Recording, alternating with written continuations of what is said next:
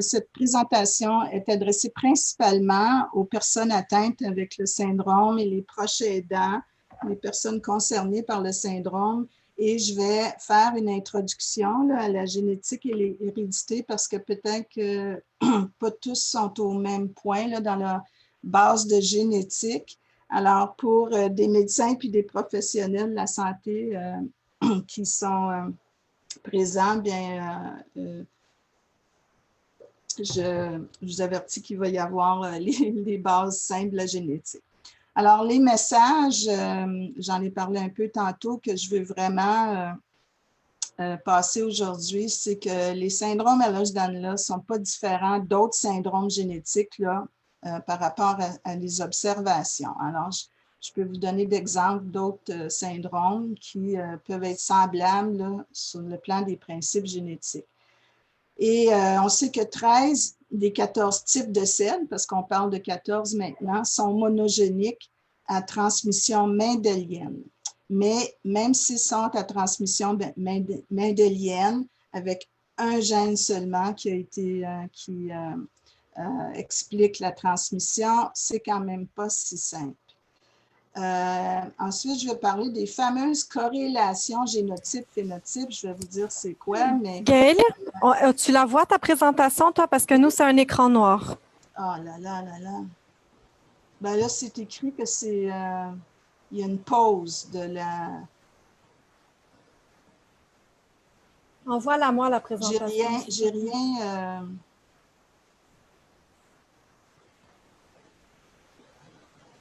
Bon, d'accord.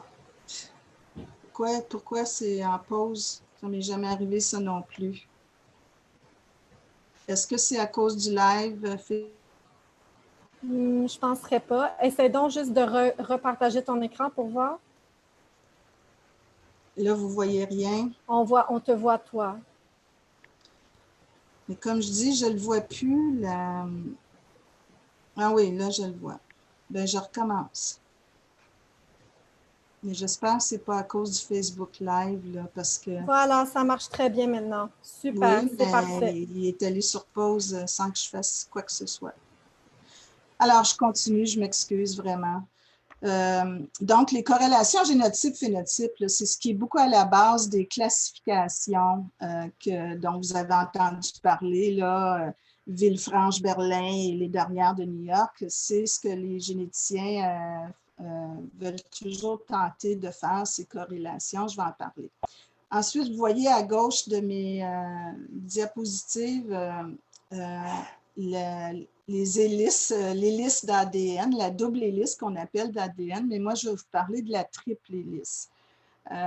Pour vous dire que ce ne sont vraiment pas seulement les gènes qui sont impliqués dans les syndromes, les maladies, mais c'est une interaction gène-organisme-environnement.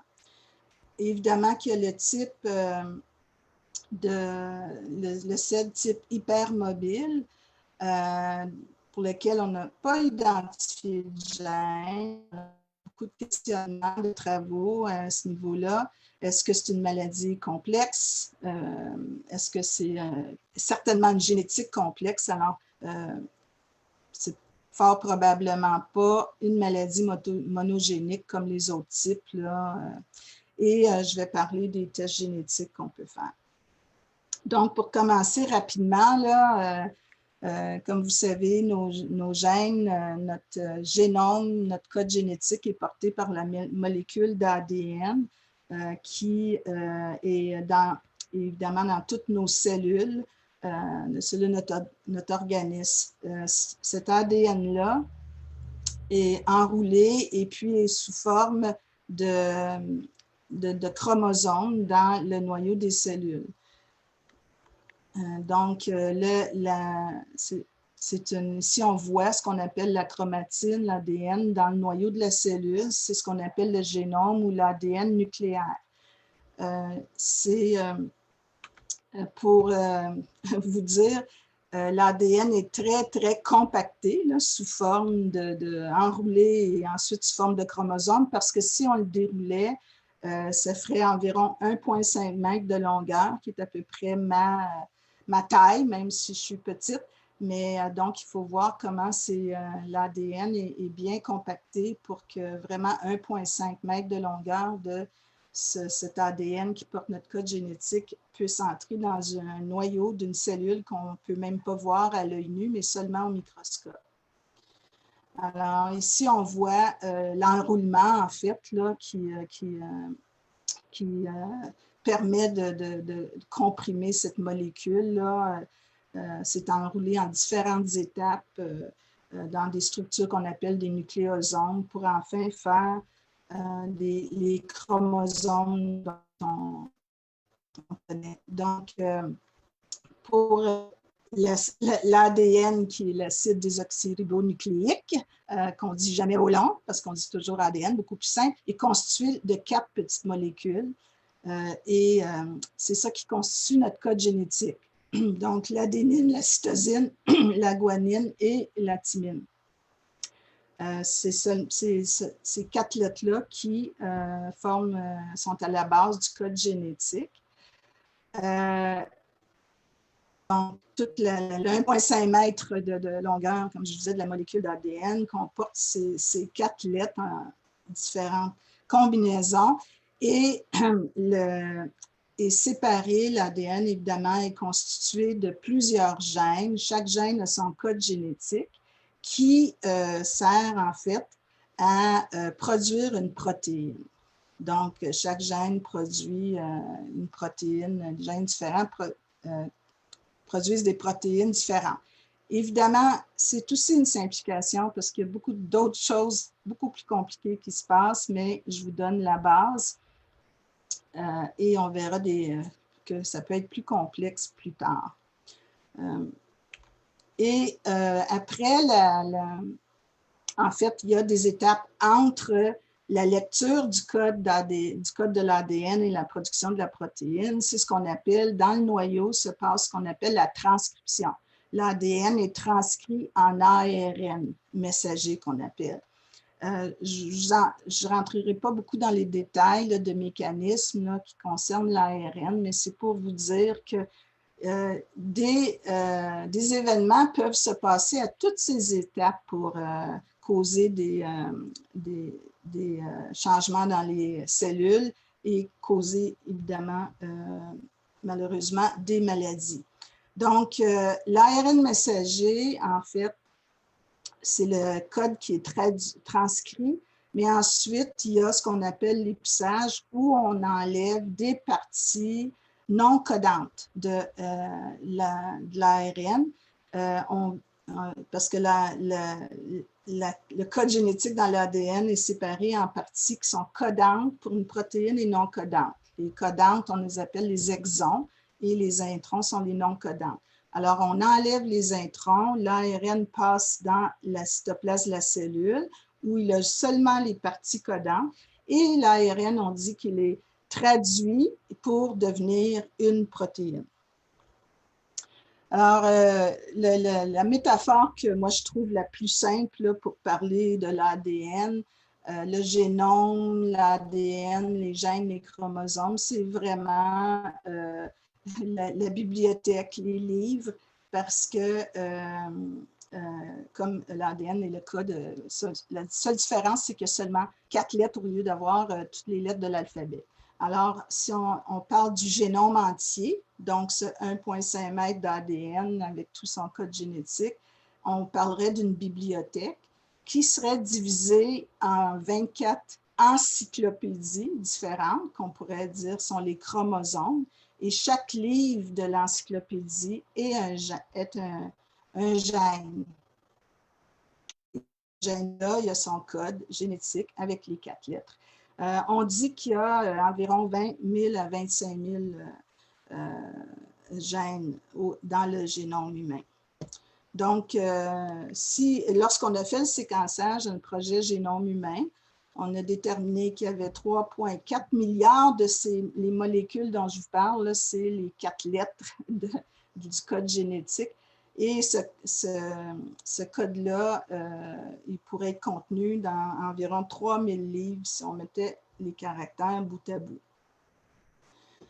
Les chromosomes. Ici, c'est ce qu'on appelle un karyotype, donc c'est l'analyse des chromosomes. Par exemple, si certaines des femmes qui écoutent ici ont déjà eu une intervention durant la grossesse qui s'appelle l'amniosynthèse, ou un enfant qui a des anomalies, des malformations, des fois une déficience intellectuelle, c'est un test courant qu'on fait depuis longtemps pour analyser les chromosomes. Alors, les gènes sont portés par ces chromosomes.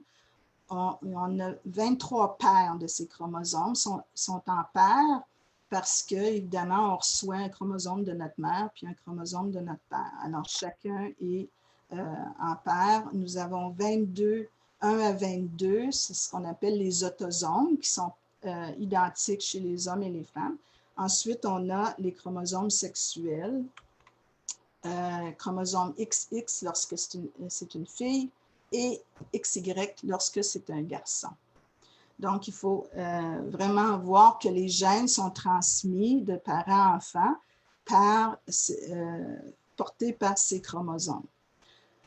Un chromosome peut porter vraiment beaucoup les nucléotides ou les paires de base, donc ce que je voulais dire, les ACTG. Je vous donne l'exemple du chromosome 7, qui aurait 158 millions de ces lettres et peut porter jusqu'à 1000 gènes. Vous avez vu dans l'image précédente, les chromosomes ont différentes grosseurs et formes, c'est comme ça qu'on peut les reconnaître. Ça, c'est le chromosome 7 qui porte la gène de la fibrose kystique. En fait, je ne devrais pas dire ça, je devrais dire le gène associé à la fibrose kystique. Ce que vous voyez ici, c'est ce qu'on appelle une cartographie de maladies puis de syndromes.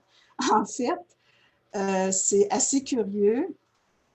Évidemment que c'est plus par les maladies et les anomalies qu'on n'a plus pu cartographier des gènes. Donc, en analysant la normale, on a trouvé les gènes qui ont leur fonction normale.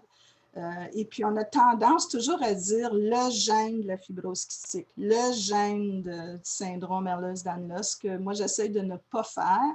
On voit ça dans les médias constamment, parce que les gènes ne servent pas à causer des maladies. Les gènes ont des fonctions normales qui sont modifiées, on va le voir, et peuvent être associées à des maladies. Et ça donne que j'ai choisi le chromosome 7 où il y a 3 gènes en fait associés au syndrome Ehlers-Danlos, le syphoscoliotique, le type classique 2 qui est en fait le 14e type là, qui a été identifié, et l'Ehlers-Danlos arthrocalasique et cardio-valvulaire qui en fait partagent le même gène.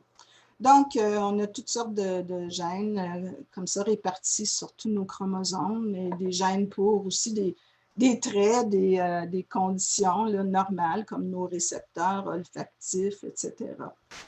Pour le langage, toutes sortes de tous nos gènes. Ici, je vais expliquer ce qui se passe lorsqu'on transmet nos gènes. Alors, donc, je disais qu'on a dans nos cellules 23 paires de chromosomes, donc 46 chromosomes. Ça, c'est dans la plupart de nos cellules. Mais évidemment que lorsqu'on fait un enfant, on ne veut pas qu'il y ait ensuite 92 chromosomes chez l'enfant.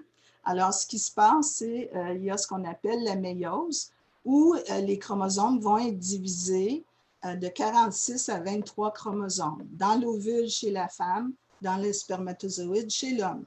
Donc, la méiose consiste à diviser ces paires de chromosomes pour, dans les cellules reproductrices, il y a seulement un exemplaire de chaque chromosome.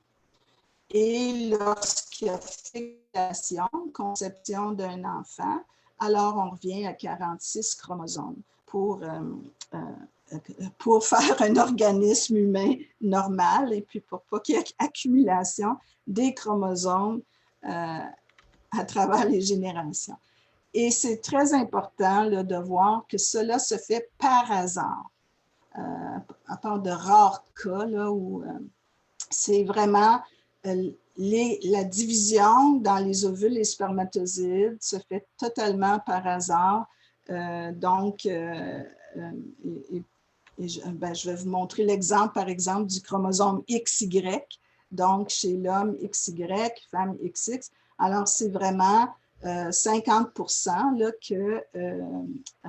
on a un garçon ou une fille parce que c'est vraiment à chaque grossesse, le hasard qui est un chromosome X qui est transmis ou un chromosome Y. Donc, c'est 50%. Mais déjà, je vais vous montrer, par exemple, avec le chromosome 1, je ne vous mettrai pas les 23 chromosomes parce que vous imaginez toutes les combinaisons possibles lorsqu'ils sont divisés dans les ovules et puis qu'un ovule rencontre un spermatozoïde, il y a toutes les combinaisons possibles. Je vous donne l'exemple ici avec le chromosome 1 où j'ai mis des gènes avec des supposés gènes différentes couleurs. Vous voyez, là, les formes, le code génétique n'est pas nécessairement pareil chez tous. Il y a des différences. Et donc, ici, le père a des chromosomes différents de la mère. Et puis, c'est vraiment le hasard qui fait que l'un ou l'autre sera transmis. Il y aurait 4 combinaisons possibles, en fait, mais ici, j'en ai choisi au hasard. Et ici, j'ai choisi l'exemple du même chromosome de la mère qui a été transmis au garçon et à la fille, mais un autre chromosome différent. L'autre chromosome est différent, celui du père, celui de la mère. Mais il y aurait d'autres combinaisons possibles. Et c'est ce qui fait que entre frères et sœurs, on dit qu'on partage 50% du patrimoine génétique de nos parents. Bien, il est différent, puis c'est pour ça que des frères et sœurs peuvent évidemment être très différents de l'un de l'autre et avoir aussi des similitudes. Bon, alors ça, c'est la base là, pour la génétique et l'hérédité. Puis, je vais en venir au CED et les gènes associés. J'ai repris ici, je m'excuse, c'est un peu flou, j'ai repris ici donc de la classification internationale en 2017 qui a été traduit par l'Union des CED en France. Donc, la liste des gènes, des types de CED et des gènes. Donc, évidemment, on sait que c'est cette classification qui a résulté dans 13 sous-types, ou en tout cas, des fois, on utilise type, sous-type, 13 sous-types là, de CED, parce que, en fait, sauf un, on avait trouvé des gènes associés, puis des similitudes, évidemment, dans les manifestations cliniques. Donc, il y a le CED classique, et il y a le type classique, ou ce qu'on appelle en anglais le classic-like. Donc, il y a des similitudes avec le type classique, mais en fait, il n'y a pas la plupart, en tout cas dans la plupart des cas, il n'y a pas de cicatrice atrophique dans cette forme-là, contrairement au classique. Et on a trouvé le gène ténocine associé. Mais le tout dernier qui a été identifié, c'est un autre CED classic-like, ou type classique, donc numéro 2, où lui, il y a des manifestations osseuses en plus. Et c'est le gène AEBP1 qui a été trouvé associé. Ensuite, il y a la forme cardio-valvulaire qui des mutations dans un gène de collagène. Je vais revenir un peu pour la description des gènes plus tard. Ensuite, il y a le CED vasculaire qu'on connaît bien, qui est associé au collagène 3. Fameux CED hypermobile où on ne connaît toujours pas de cause génétique et l'arthrocalasique. Ensuite, les 13 autres, je pense que je ne les passerai pas tous là, un à un. C'est probablement des noms que vous connaissez, mais et ici, on voit, à part le CED myopathique, qui est aussi associé à un type de collagène, le 12, en fait, ce sont d'autres types de gènes qui sont associés et je vais y revenir plus tard. Et j'aime toujours mettre la distribution des fréquences des différents types là, pour vraiment qu'on mette en perspective là, tous ces types de SED. Comme vous voyez, évidemment, le SED type hypermobile est le type le plus fréquent. Ensuite vient le type classique, le type vasculaire. Excusez, ma flèche n'est pas à la bonne place ici, mais le jaune, c'est le syphoscoliotique. Et puis tous les autres ici, là, la petite part de tarte ici, ce sont tous les autres types.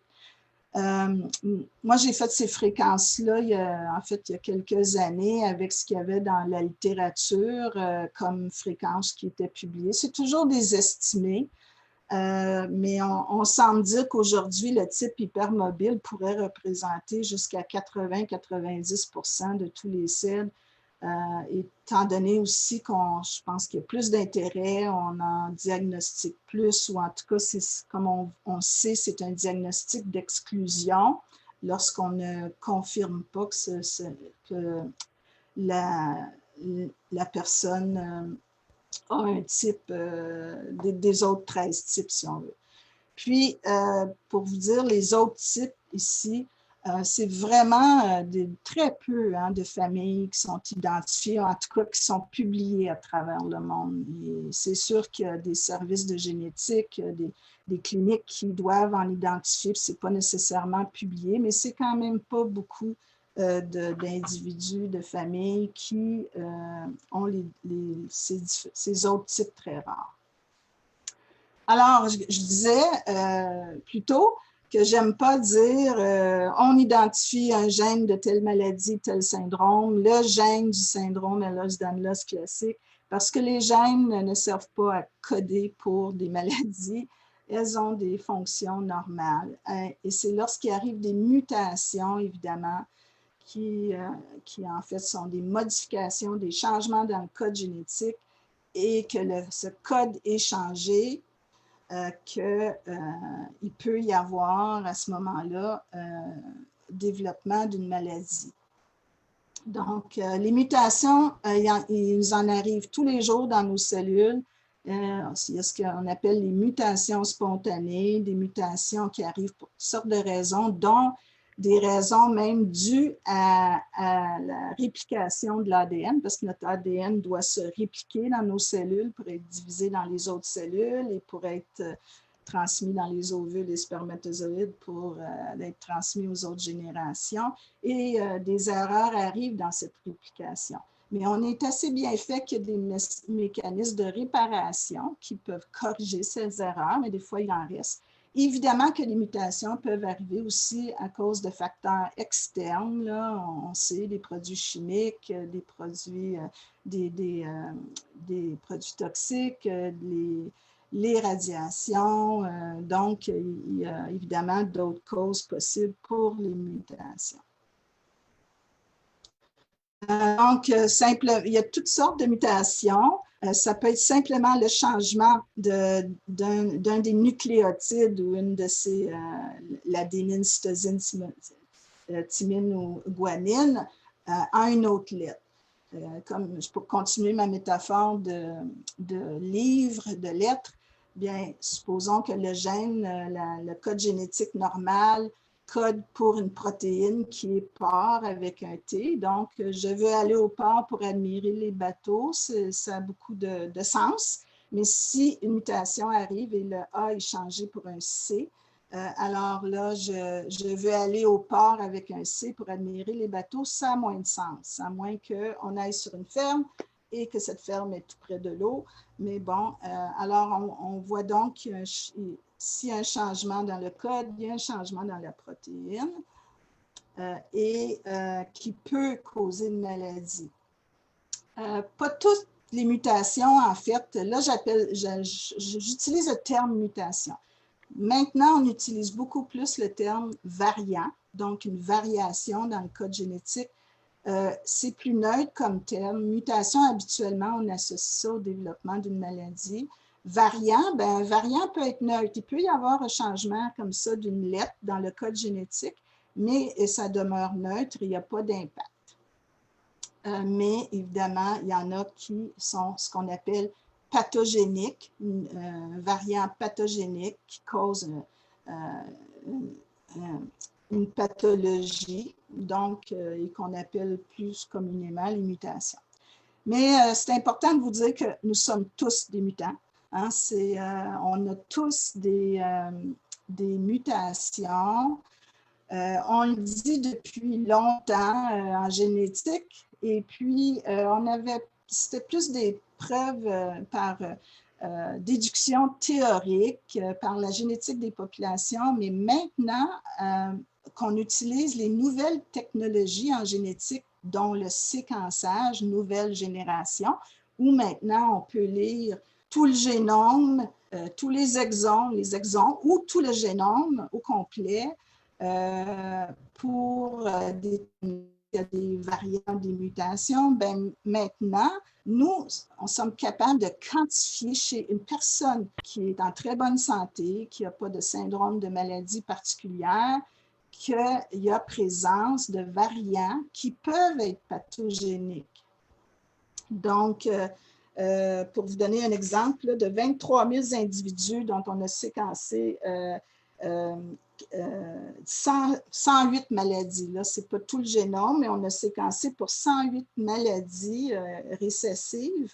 On a trouvé 417 mutations différentes. Il y a environ 2 presque 3 des personnes portaient une mutation récessive qui potentiellement peut résulter en une maladie. Et 5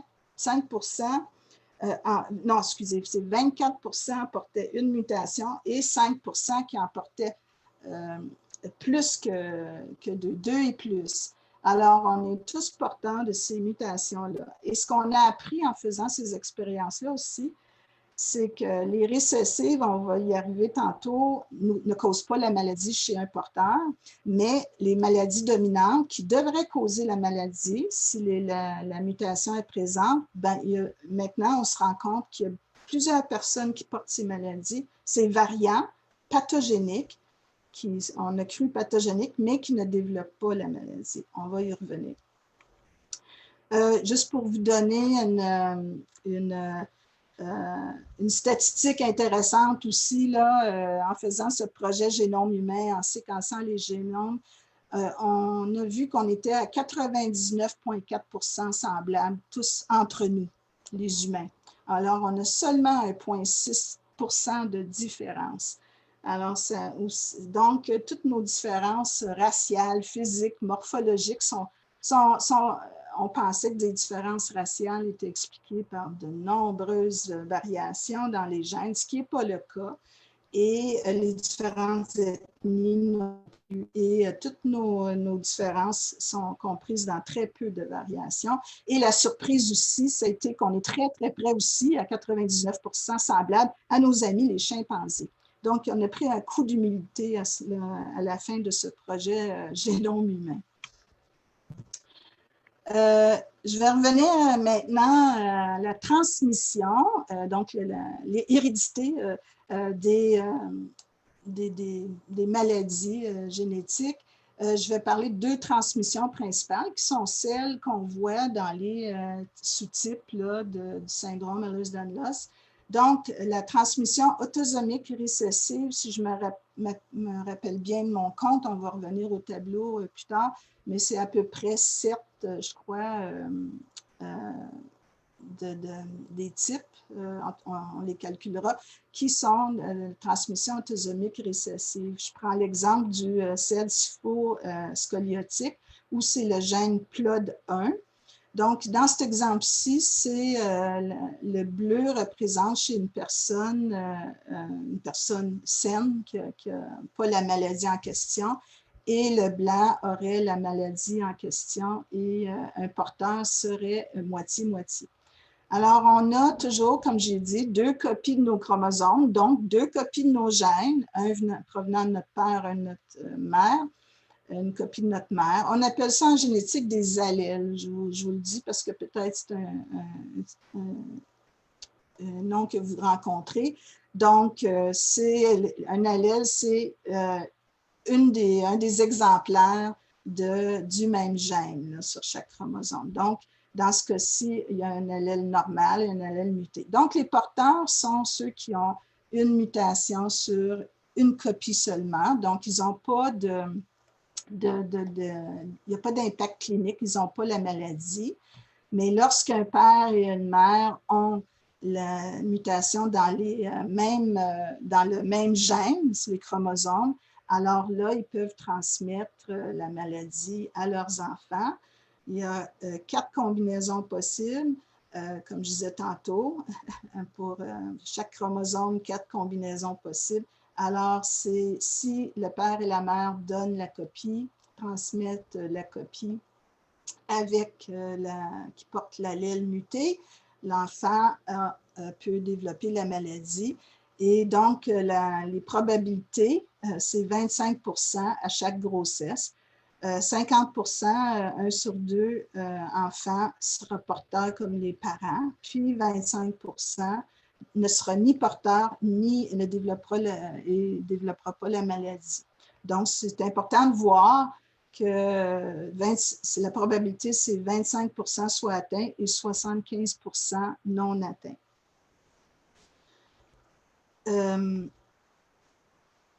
Oui. Ensuite, la transmission autosomique dominante. Bien, là, j'ai pris l'exemple du CED classique où c'est le gène COL5A1 qui est impliqué. Donc, dans ce cas-ci, pour la transmission dominante, il suffit qu'une copie soit mutée pour que la personne développe la maladie. Dans ce cas-ci, c'est le père qui aurait la copie mutée et aurait le CED classique. Dans ce cas-là, la mère ayant 2 copies normales du gène, c'est 50% que les enfants puissent être atteints et 50% qui sont sains. Je vais en profiter pour dire ici que, évidemment, si je reviens à ma transmission autosomique récessive, donc les 2 parents ne sont pas atteints. Donc, en général, on n'a pas d'antécédents médicaux de la maladie, à moins qu'il y ait de la consanguinité dans la famille, à moins que ce soit un gène une mutation qui soit très fréquente dans la population, mais on a rarement des antécédents familiaux. La maladie se situe surtout dans la fratrie. Lorsque c'est une transmission autosomique dominante, alors on a souvent, donc un des 2 parents qui est malade. Autosomique veut dire que ça n'a aucun lien avec les chromosomes sexuels, donc c'est autant les hommes que les femmes qui peuvent développer la maladie, être atteints. Mais il y a 2 choses. La première chose, c'est que la maladie doit commencer à un moment donné dans la population. Alors, il se peut que ça fait plusieurs générations que la maladie est là. Souvent, on peut voir ça, des maladies sur 3-4 générations.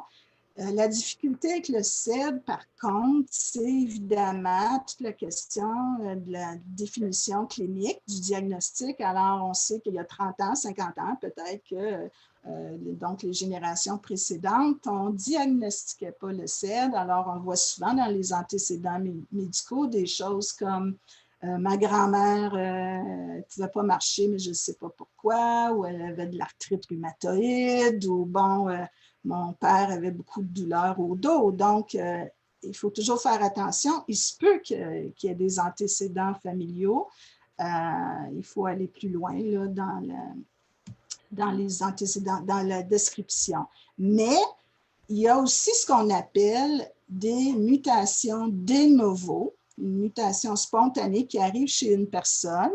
Et donc, comment cette personne-là, donc ce père qui est malade, et peut-être qu'il n'y avait aucun parent qui avait les manifestations du CED, et puis ça commence chez cette personne-là. Donc, il faut toujours faire attention là, quand ça arrive, que j'ai déjà entendu des gens dire « ça ne peut pas être génétique, il n'y a pas d'antécédent ».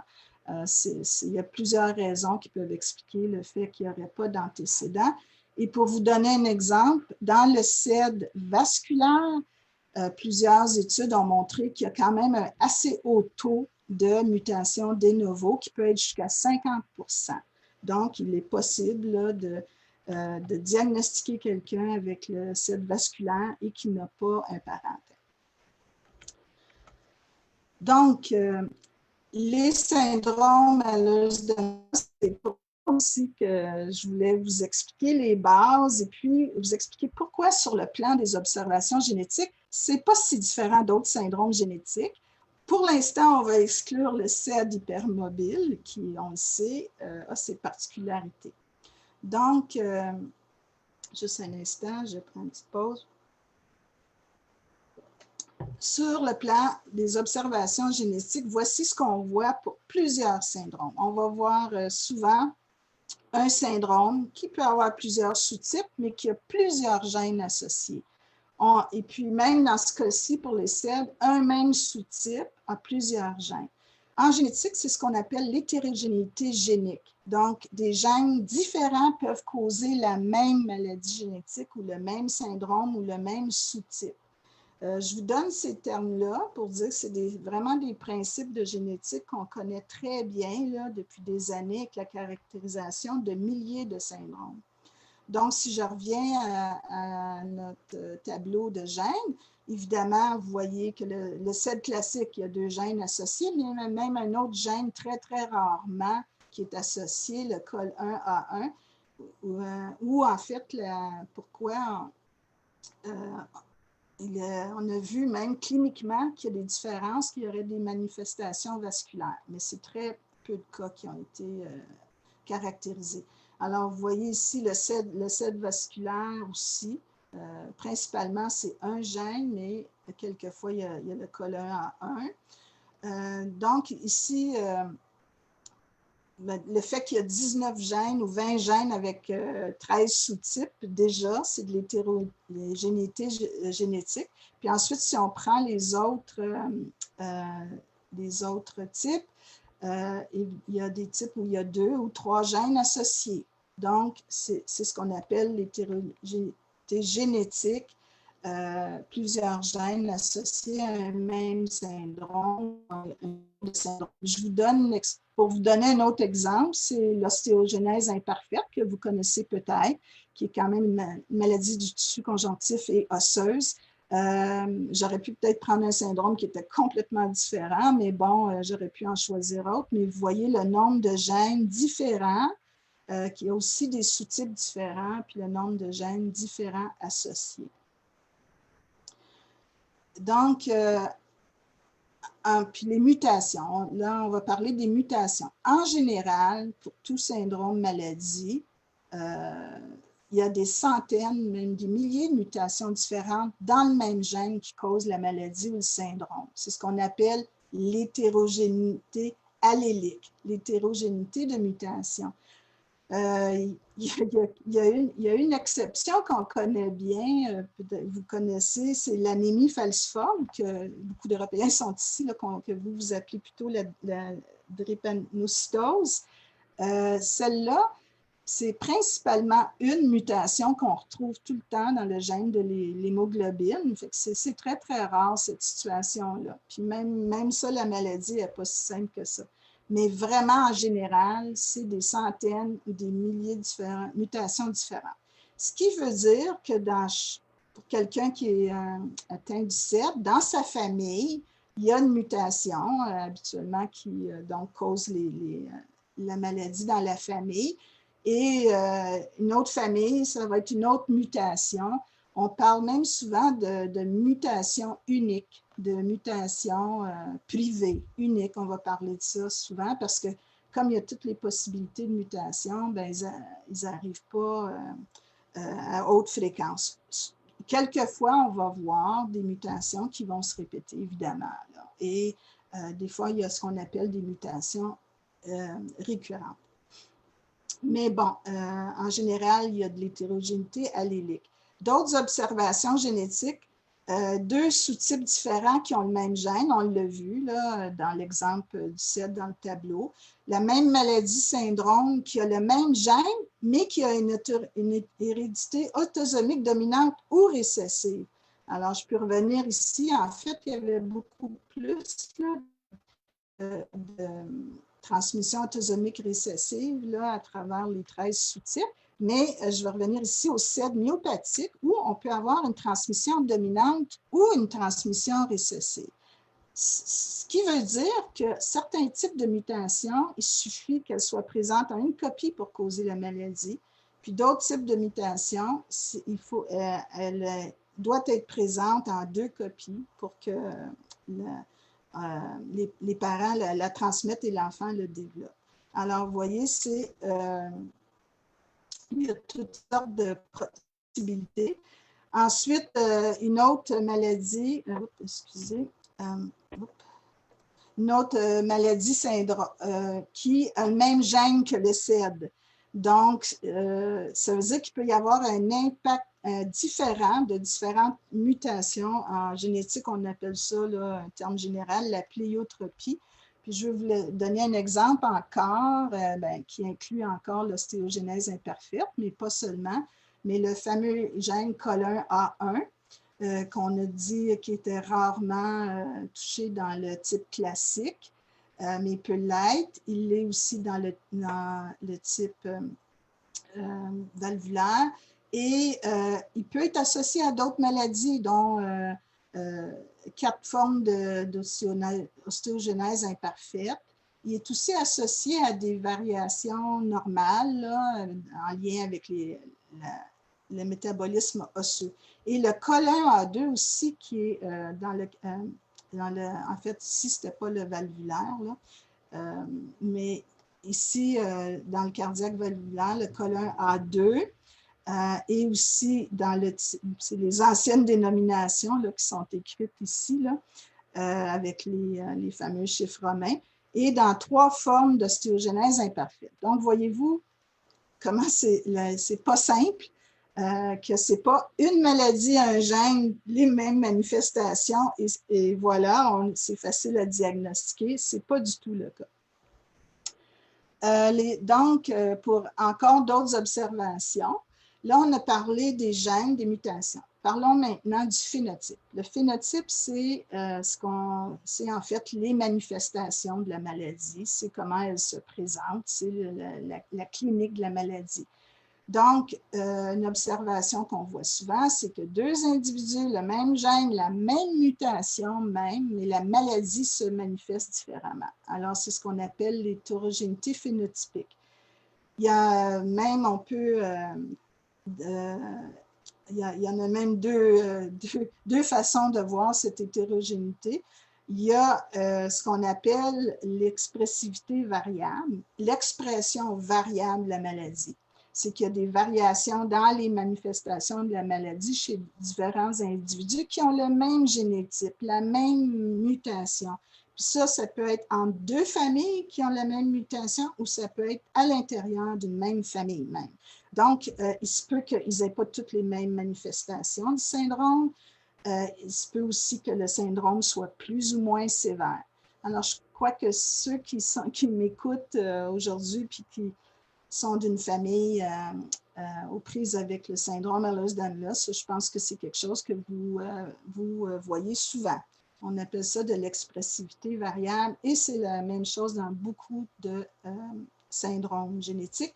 Ensuite, il y a la pénétrance. La pénétrance, c'est le noir et blanc, quelque chose de très étonnant encore. Donc, je vous parlais plutôt des études qu'on peut faire maintenant chez des individus sains, puis on trouve des mutations, des variants pathogéniques qui ne causent pas la maladie. La personne aurait dû la développer, mais ne la développe pas. C'est ce qu'on appelle la pénétrance. On peut vérifier ça dans des familles avec certaines maladies. On fait des tests génétiques et il y a un membre de la famille qui a la mutation, mais qui n'a pas développé la maladie. Donc, on appelle ça une pénétrance incomplète ou réduite. Donc, encore une fois, une complication ou des observations pas simples dans le domaine de la génétique. Donc, j'arrive à ce message-là. Ce n'est pas si simple. Donc, il y a 13 des 14 types CED qui sont monogéniques, donc à un gène seulement. En génétique, c'est sûr que depuis des années qu'on cherche à identifier des gènes de syndrome, Dans beaucoup de cas, c'est plus facile parce qu'il y a seulement un gène impliqué. Puis la transmission est clairement mendélienne. Mais même avec un gène, une transmission qui est mendélienne, autosomique récessive ou dominante, c'est pas si simple que ça.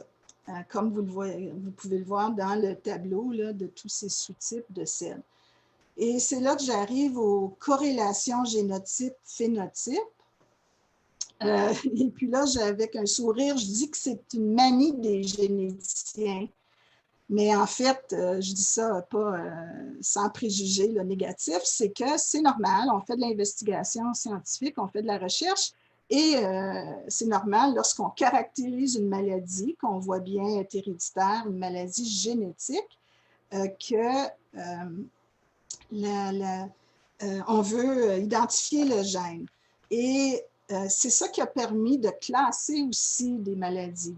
Vous le voyez, là, pour ceux qui connaissent là, les différentes classifications qui ont été faites depuis Villefranche, Berlin, et 2000, avec le consortium international en 2017, ce qui a permis de changer, de plus caractériser des types, c'est le fait qu'on a trouvé des gènes.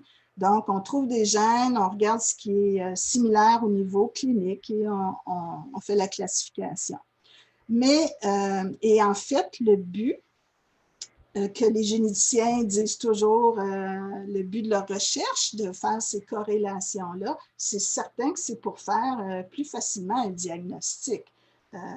Si on n'a pas de gène, on peut faire des diagnostics cliniques, évidemment, en tout cas au moins présumés, mais ils ont toujours argumenté, les généticiens, que si on trouve de bonnes corrélations génotype-phénotype, donc telle mutation cause telle phénotype particulier, c'est plus facile aussi de trouver un traitement.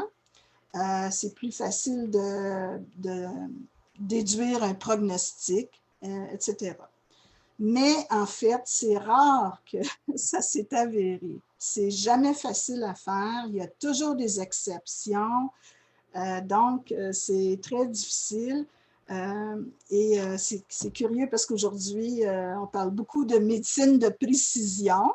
La médecine de précision ou la médecine de génétique personnalisée, ça se peut dans certains cas, mais même pour des maladies monogéniques mendéliennes, c'est pas si facile. Donc, c'est comme le Graal ou le Saint Graal des généticiens que de pouvoir là, faire ces génotypes, corrélation génotype-phénotype. Bon, des explications, et c'est là que je vous arrive avec la complexité de la génétique, que c'est vraiment pas simple et que trouver une explication pour des observations ou réduire à une hypothèse, c'est peut-être pas une bonne façon scientifique. Donc, les explications. On va commencer par le génotype, le gène ou la mutation. Premièrement, ça dépend du gène, la fonction du produit du gène. Donc, un gène qui code pour une enzyme, par exemple. Une enzyme change un produit A en produit B dans notre métabolisme. Ça a l'air très, très simple, mais c'est probablement aussi plus simple là,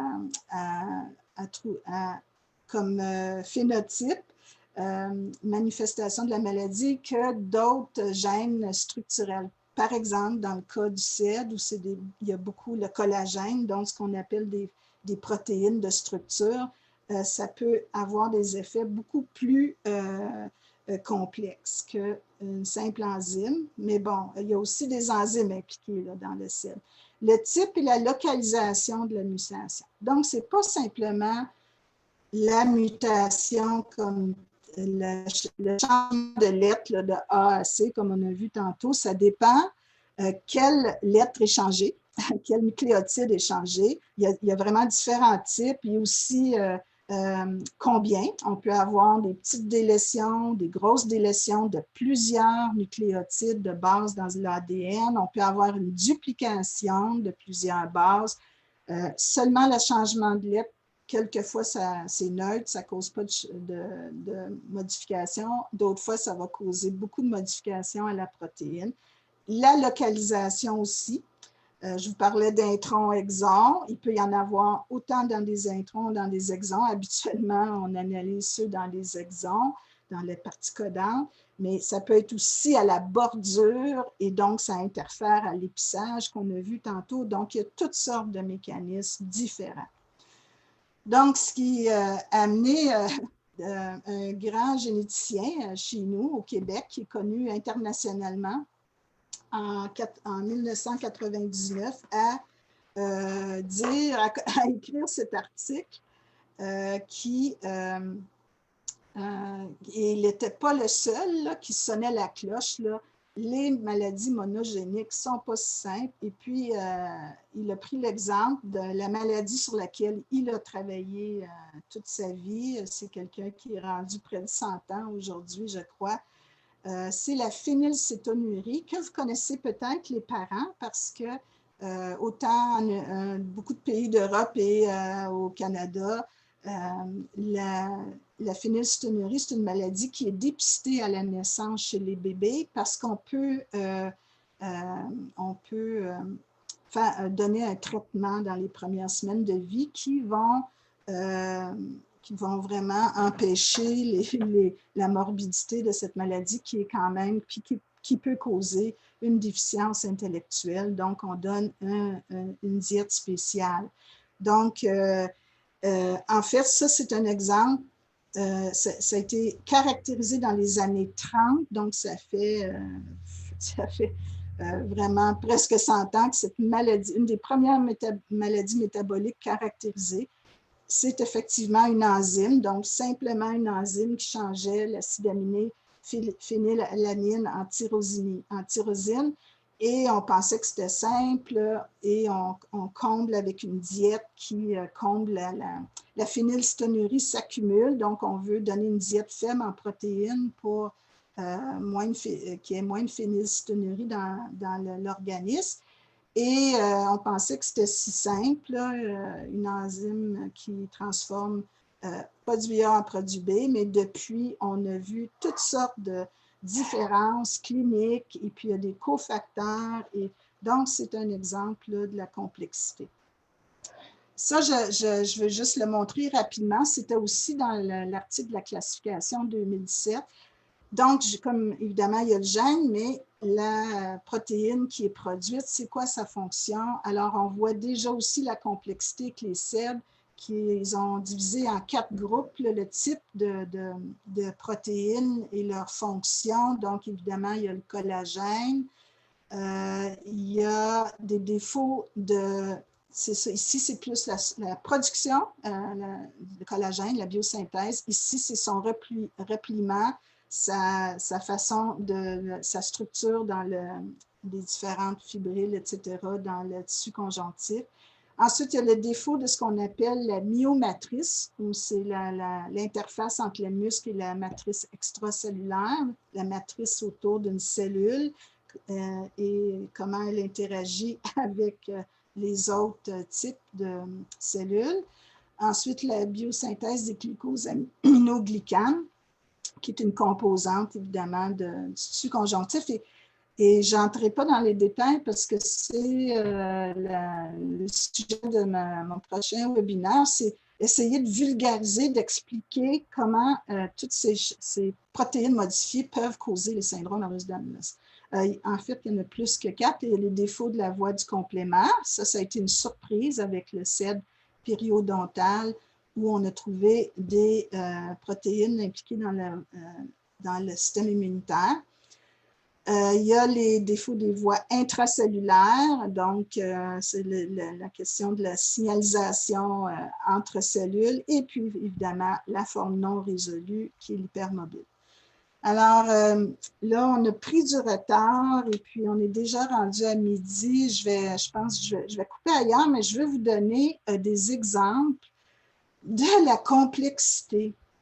Que même si on a ce tableau avec ces types de syndrome Ehlers-Danlos avec leur définition clinique, les gènes associés, comment il peut toujours y avoir des surprises. Alors ici, un article qui est paru en 2016, un garçon qui a une hypotonie musculaire, des fractures multiples et une hypermobilité. On dit qu'il y a un phénotype ostéogenèse imparfaite léger et un CID, quelque chose qui ressemble à un CED hypermobile. En fait, ce qu'on a trouvé, c'est une mutation COL1A1 qui vient de la mère. Et le COL1A1, on se rappelle, quand j'ai parlé de l'hétérogénéité génétique, il est rarement, rarement associé à deux sous-types de CED, mais qu'il est associé à des formes d'ostéogenèse imparfaite. Et on a trouvé aussi 2 mutations dans la ténacine B. Donc, la combinaison de ces mutations-là fait si on veut, ténacine B qui est associée à donc, forme autosomique récessive là, avec le fameux classic like. Donc, là, on a un phénotype qui est mixte à cause de la présence de ces 3 mutations, en fait. Ici, on a une famille de 3 générations où il y a 6 adultes atteints. On définissait ça comme un CED classique, mais avec la mutation rare COL1A1 qui est associée habituellement dans ces familles-là. Ça a été caractérisé, et c'est là dans le tableau de la classification 2017, comme étant associé à de la dissection artérielle aussi, mais pas dans ce cas-ci. Alors, c'est une mutation qu'on associait avec des événements cardiovasculaires, mais pas dans cette famille où il y a 6 adultes atteints qui ont donc cette même mutation, mais qui, elle, en tout cas pour l'instant, il n'y a pas eu de dissection artérielle. On recommande quand même un suivi. Ensuite, ici, ça c'est des publications plus récentes. On a 2 individus non apparentés. L'individu numéro 1 semble avoir la manifestation d'un CED classique. L'individu, non, pas un CED classique, mais plutôt, mais il y a des manifestations vasculaires. On a trouvé une mutation dans le COL5A1 qui est habituellement associé au CED classique. Mais curieusement, alors que habituellement avec l'analyse au microscope électronique là, des fibroblastes, des cellules de la peau, habituellement, on va caractériser aussi le CED classique par des formations de collagène en fleurs qu'on appelle. Mais dans ce cas-ci, il n'y en a pas. Il y avait avant cet article-là un autre article qui rapportait ce fait-là, mais c'est plutôt rare. Alors, voyez-vous, on a un CED, au moins pour un individu qui semble vraiment un CED classique, avec une mutation dans le gène qui est habituellement associé, mais dans ce cas-là, pas de collagène en fleurs. Alors, c'est ce qui nous fait dire, et puis c'est des choses qui sont écrites aussi dans par des grands penseurs en biologie ou en génétique, que vraiment, on ne peut pas dire qu'il y a vraiment des lois en biologie. Il y a toujours des exceptions, des surprises qui nous montrent justement la complexité des choses. On peut parler des lois en physique, la relativité d'Einstein, la gravité, mais en biologie, il semble qu'il faut faire attention quand on veut émettre des lois. Ici, ce sont tous d'autres mécanismes qui font qu'il y a de l'hétérogénéité et de la complexité. Je ne vais pas entrer en détail parce que c'est vraiment des mécanismes génétiques là, dont certains sont complexes. Puis, mais c'est toutes des observations qu'on fait, c'est des choses qu'on a plein d'exemples dans les milliers de maladies génétiques héréditaires de ces mécanismes-là qui causent la variabilité. Mais je vais parler de celles dans les cellules puis les tissus où le gène est exprimé parce que c'est assez... pour le syndrome Ehlers-Danlos, le fait que ce sont des gènes qui ont une implication sur le tissu conjonctif, c'est quand même un tissu compliqué c'est beaucoup de protéines, de structures dont je parlais tantôt. Donc, et c'est un tissu qui constitue 2/3 du volume de notre corps, qui a beaucoup de fonctions. On dit que c'est un tissu qui n'est pas assez étudié, justement, pour ces fonctions-là. Donc, le fait qu'il y a beaucoup de variabilité, beaucoup de manifestations cliniques multisystémiques du sel, ça peut être juste même expliqué par le fait que c'est une maladie du tissu conjonctif, contrairement à une maladie qui se limite à la rétine de l'œil ou au cœur, etc. Donc, il y a aussi les interactions gène-gène. Ça, il y en a de toutes les sortes. J'ai simplifié ça en disant un gène est transcrit en ARN qui est traduit en protéines et voilà, mais ce n'est pas si simple que ça. Il y a des facteurs qui vont réguler l'expression des gènes. Il y a des promoteurs au début des gènes. Il y a des gènes qui vont venir modifier un autre gène. Il y a des variants qui peuvent être assises, on dit, en 6 à côté d'une mutation dans un gène et causer des modifications. Ensuite, il y a aussi même de la transmission digénique, deux gènes en même temps. Et puis même, il peut être triallélique. En fait, on l'a vu tantôt avec l'exemple du garçon qui avait une mutation dans le colon A1 et puis dans la ténacine. On peut dire que c'est triallélique. Il peut y avoir plusieurs gènes. Il y a ici ce phénomène de variation du nombre de copies de certaines parties de l'ADN qui représentent, il semble, 5 à 8% de notre génome qui ont un impact sur la maladie. Entre autres, c'est quelque chose qu'on associe beaucoup avec l'autisme dans les recherches dans les dernières années. Il y a l'influence du sexe, il y a l'inactivation de chromosome X chez nous, les femmes, il y a l'influence de l'âge. La redondance, le principe, c'est qu'en fait, on a des protéines qui seraient en double, des voies métaboliques qui seraient en double, ce qui fait que peut expliquer qu'il peut y avoir la présence d'une mutation qui ne cause pas la maladie parce qu'une autre protéine, une autre voie métabolique vient compenser. Ensuite, l'épigénétique. Bon, l'épigénétique, je ne voulais pas m'attarder beaucoup là-dessus parce que je voulais vous montrer tous ces mécanismes-là. L'épigénétique, moi, j'ai travaillé là-dessus. Ma thèse en génétique moléculaire était sur l'épigénétique, la méthylation de l'ADN. Donc, en fait, c'est au lieu d'un changement dans le code génétique, dans les ACTG, la séquence d'un gène, c'est des modifications qui ne sont pas dans le gène comme tel, mais dans l'ADN et qui ont un impact sur l'expression de ce gène-là. Donc, moi, j'ai travaillé sur la méthylation de 2 gènes en particulier.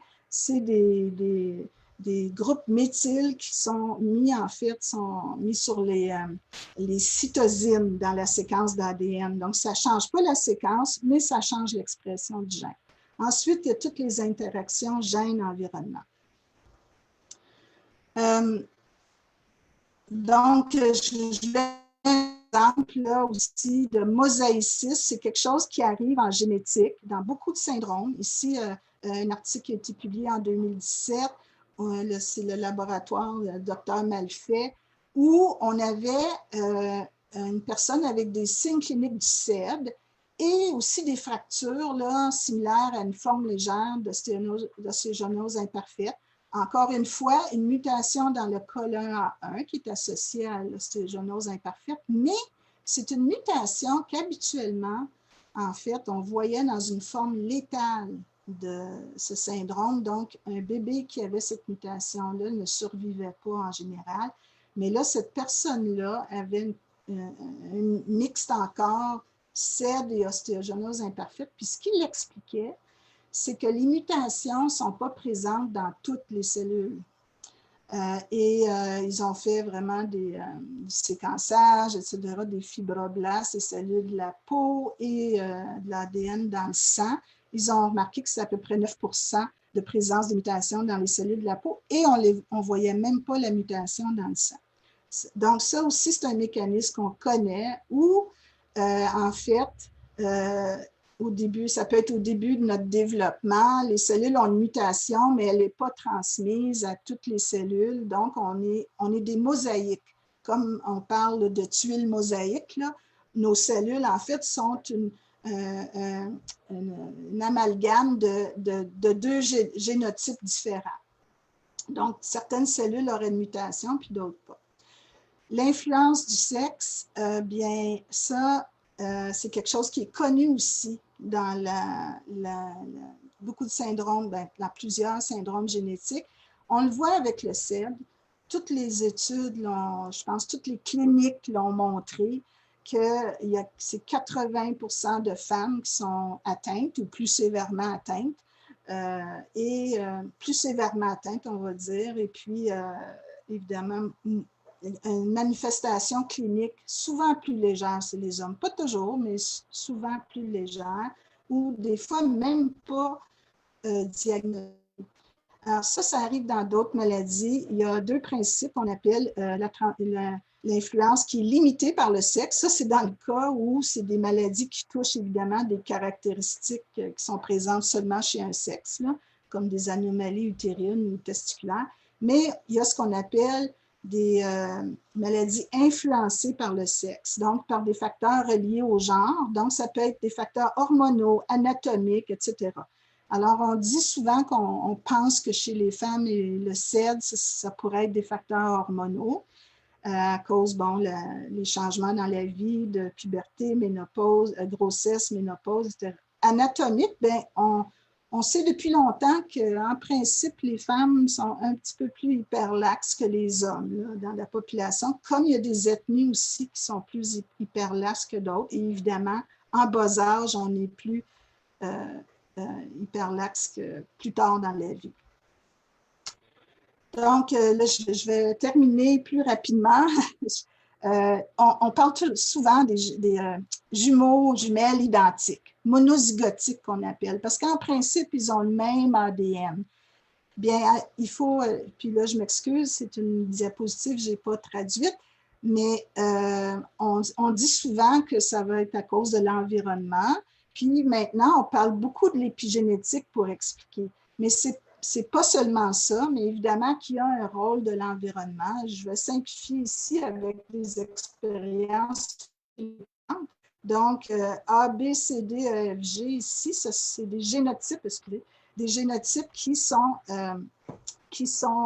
différents génotypes. Là. La plante A a un génotype différent de B, C, D, etc.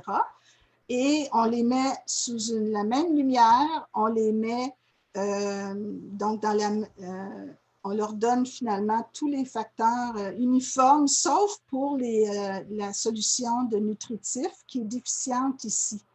Alors, vous voyez que même différents génotypes, les plantes vont pousser différemment, mais lorsqu'il y a une déficience, on voit évidemment que la croissance de déficience d'éléments nutritifs, la croissance est différente. Et puis, elle va varier même. Vous voyez, celle qui allait bien ici, en fait, la C et A, ils poussaient de la même façon, mais là, il y a une différence. Alors, il y a une variabilité là, entre les génotypes et par rapport à l'environnement. Donc, ça peut être la même chose pour des jumeaux, des jumelles identiques, ça peut être l'environnement. On parle, comme je dis, d'épigénétique, mais il y a d'autres aussi explications. Par exemple, il y a des jumeaux identiques qui ont une maladie héréditaire, mais seulement un des jumeaux ou une des jumelles a la maladie, ce qui est très intriguant, mais il peut y avoir qu'il y a eu une perte de la mutation en début de développement, il peut y avoir une mutation qui compense. Tous les mécanismes que je vous disais plus tôt peuvent jouer aussi pour expliquer ces choses-là. Donc, on parle beaucoup d'hérédité multifactorielle. Par exemple, pour le CED hypermobile, là, en l'année 2020, on n'a pas encore trouvé un gène, donc on dit souvent que bon, c'est probablement parce que c'est multifactoriel. On entend souvent par multifactoriel que c'est polygénique, plusieurs gènes, puis des facteurs environnementaux. Mais je viens de vous démontrer que ça peut être beaucoup plus complexe que ça.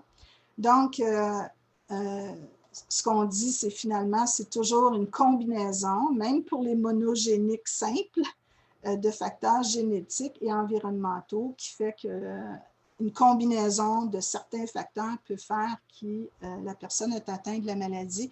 Vient s'ajouter là-dessus, comme je vous ai dit, influencé par le sexe, par l'âge.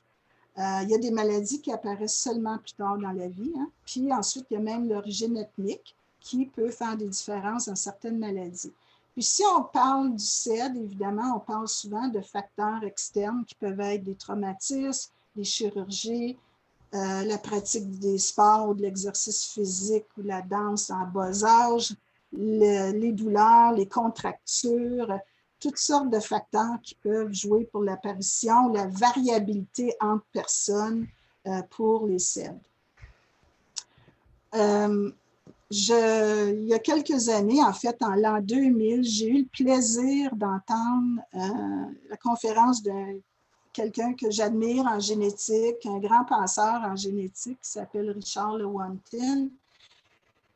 Et le titre de sa conférence, c'était la génomanie, une maladie de la génétique humaine. Bon, c'est ce que je disais tantôt, c'est normal que la recherche se passe comme ça. On cherche des gènes, c'est sûr que ça nous aide avec la diagnostic, ça nous aide même à trouver des thérapies, à conseils génétiques, évidemment.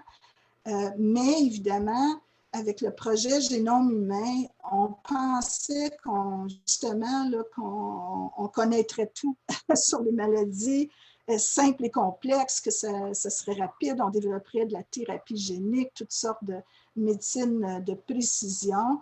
Mais 20 ans après, c'est pas moins de 20 ans après, là, quand même, c'est pas tout à fait le cas. Et lui, il parle beaucoup de justement qu'on oublie les autres facteurs qui sont, et voilà mes 3 hélices, la triple hélice dont je disais tantôt. Donc, c'est bien beau d'étudier les gènes, mais les gènes ne sont pas seuls, ils sont dans un organisme, dans des cellules, dans une personne, dans un humain, et il y a l'environnement. Donc, c'est beaucoup plus compliqué que ça ne paraît lorsqu'on fait la recherche et qu'on publie un article sur un gène, une mutation. Donc, je vous l'ai dit tantôt, je vous ai montré tantôt là, la transmission seulement d'un chromosome, mais on a 23 chromosomes, il y a près de 20 à 25 000 gènes. Donc, même si on a un gène muté chez un individu ou transmis dans une famille, il y a quand même les 19 999 autres gènes qui sont là et qui sont en plus dans des combinaisons différentes chez chaque individu. En fait, on sait, chaque individu est unique au niveau génétique. Puis pour complexifier, j'arrive à la cellule. Donc, je vous ai parlé là, de cette, donc l'ADN, la transmission, la traduction en protéines. Et là, on a nos 20 000 ou 25 000 gènes ici qui produisent en même temps une quantité nombreuse de protéines. Ça dépend des cellules. Certaines expriment certains gènes, d'autres n'expriment pas.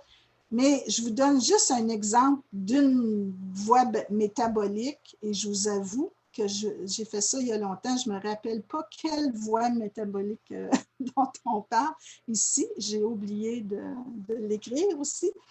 Mais j'ai choisi une voie métabolique, mais ça, c'est quelques protéines dans une cellule alors qu'il y en a des milliers qui fonctionnent en même temps. Imaginez une usine avec 20 000 travailleurs qui font travailleuses qui font toutes des choses différentes, chacun qui en séquence et qui doit être effectué à tel moment, qui produit telle chose, qui doit ensuite aller à l'autre chaîne de production. Imaginez ça. Alors, la complexité, qu'est-ce qui peut arriver?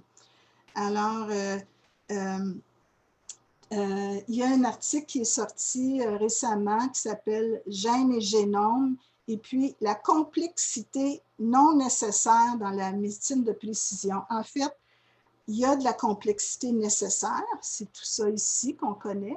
Puis il y a même la complexité non nécessaire, je ne rentrerai pas là-dedans, mais c'est des choses dont tu parles dans cet article, mais je retiens cette phrase qui résume bien, je pense, que ce que je voulais vous démontrer aujourd'hui. Tous les gènes bons ou mauvais, majeurs ou mineurs, résident dans la même cellule et selon la contingence moléculaire, donc les contraintes moléculaires, que ce soit la disponibilité de combinaisons particulières de mutations, des interactions gène-gène, des effets d'échantillonnage dans la cellule, bien, la même mutation se retrouvera avec différents partenaires génétiques chez différents individus ou organismes. Alors, c'est pour ça qu'on est tous uniques et différents et que pour le CED, particulièrement, c'est le cas. Là, je voulais vous parler, alors je fais ça rapidement, je vais vous parler des tests génétiques.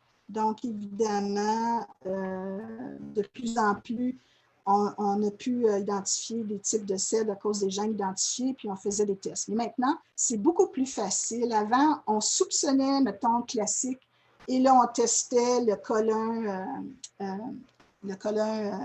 mon Dieu, les deux col5, col5 A1 et A2. Et puis, si c'était positif, bon, on a diagnostiqué. Si c'est négatif, bon, il fallait penser à un autre type. Bon, c'était peut-être pas le classique. On va essayer d'autres gènes. On procédait comme ça, ce qui était très long, très coûteux. Et maintenant, on peut faire ce qu'on appelle des panels de gènes. Aujourd'hui, pour le CED, on peut faire jusqu'à une 60aine de gènes. J'ai choisi un laboratoire ici là, qui en fait, c'est presque 60. Il y a un autre laboratoire, Fulgen, qui en fait 62 aujourd'hui, je crois. Alors, ce qu'on fait, c'est que peut-être que le clinicien il a très bien vu que c'était une forme classique ou il sait que c'est vasculaire à cause d'événements cardiovasculaires, mais dans le doute ou quand on ne peut pas définir un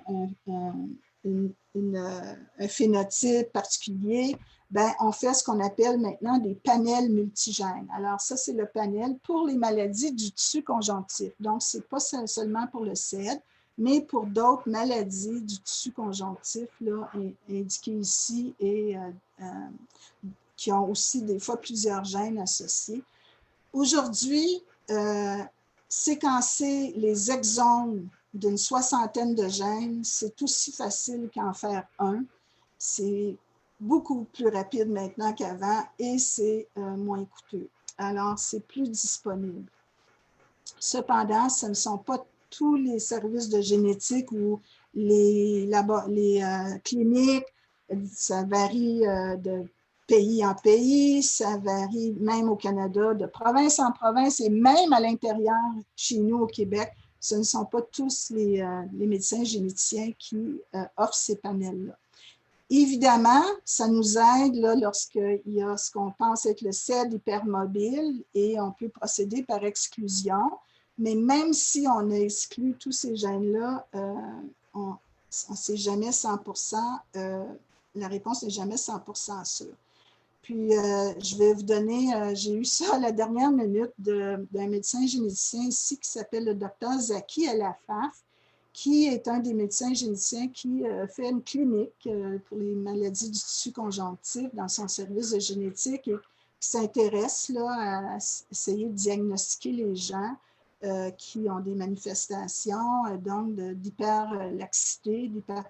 Mais ce qu'il faut voir, c'est lorsqu'on pense hypermobilité, extensibilité de la peau, fragilité des tissus, ben, ce n'est pas nécessairement un CED aussi.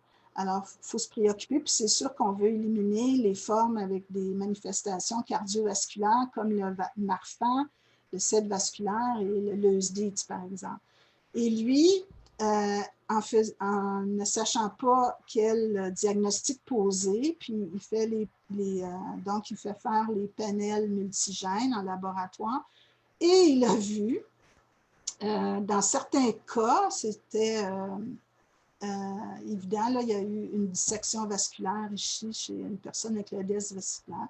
Quelquefois, le classique a été confirmé, mais d'autres fois, il n'aurait pas pensé que c'était un classique. Et puis, oui, ça s'est avéré être un classique avec des mutations dans le collagène 5.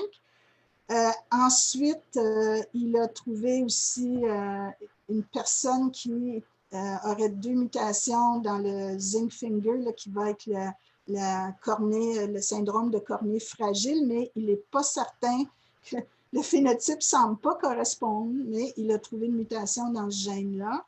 Ensuite, il a trouvé aussi un Loeys-Dietz qui était inattendu, qu'il n'avait pas pensé selon le phénotype que c'était un Loeys-Dietz. Un Stickler, un syndrome Stickler qui fait partie des maladies du tissu conjonctif et une famille où il y a la mutation dans le plodin pour le scoliotique, une autre, le Stickler et d'autres gènes même très surprenants qui ne semblaient pas correspondre vraiment de façon évidente à une maladie du tissu conjonctif. Donc, les tests génétiques sont utiles.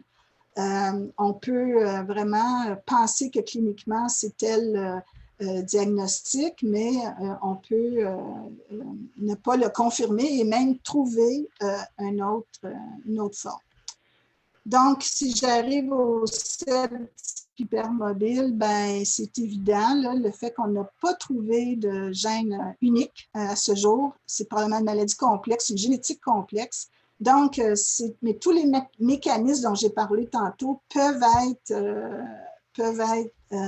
faire partie de la solution. Ça peut être polygénique, oligogénique, des variants, une combinaison de plusieurs variants.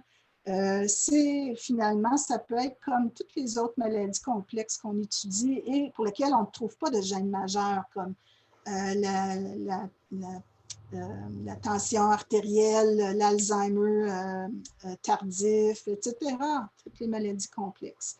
Ce que j'ai oublié d'écrire, l'équipe ici qui a publié ça, mais il y a une tentative quand même de connaître les mécanismes par l'équipe de Colombie, Castori en Italie, où ils ont fait, eux, des analyses de protéines, des ARN, l'expression des gènes dans les cellules de peau de 5 femmes atteintes du type hypermobile.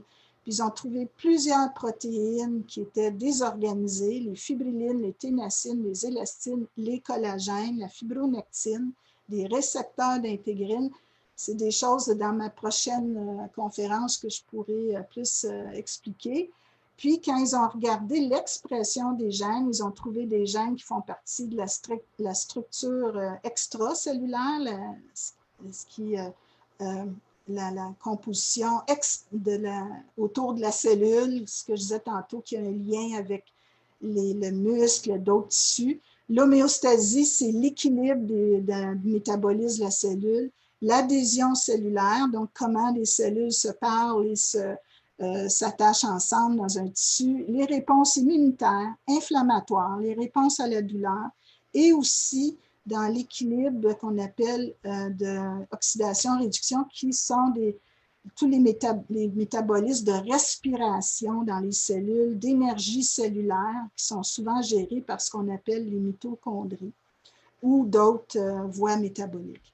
Donc, vraiment, c'est pour finir, je vais dire, je voulais vous montrer comment c'est complexe et que lorsqu'on émet des hypothèses, ce ne sont que des hypothèses par rapport à entre autres, le CED hypermobile et il y a parce que tant qu'on n'a pas évidemment de preuves, par exemple pour l'épigénétique, il y a eu seulement qu'une publication sur le CED et l'épigénétique qui était vraiment très pointue.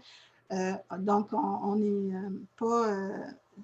pas prêt d'expliquer le CED hypermobile que par l'épigénétique aujourd'hui. Il y a tous les mécanismes dont je vous ai parlé qui jouent sûrement, et même dans les types monogéniques qu'on a déjà caractérisés. Donc, je reviens à ma conclusion qu'il n'y a pas de loi en biologie et surtout pas en génétique. Ça a été long. Je m'excuse et on a commencé tard. Peut-être un peu d'humour avant que je prenne vos questions.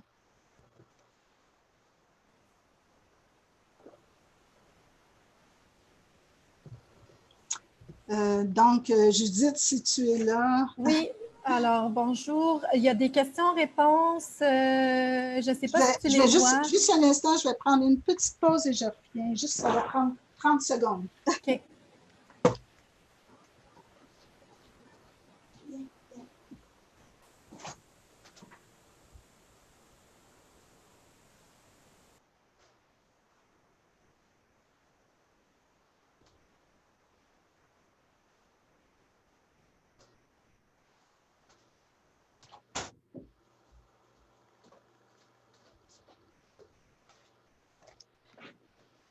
Excusez-moi.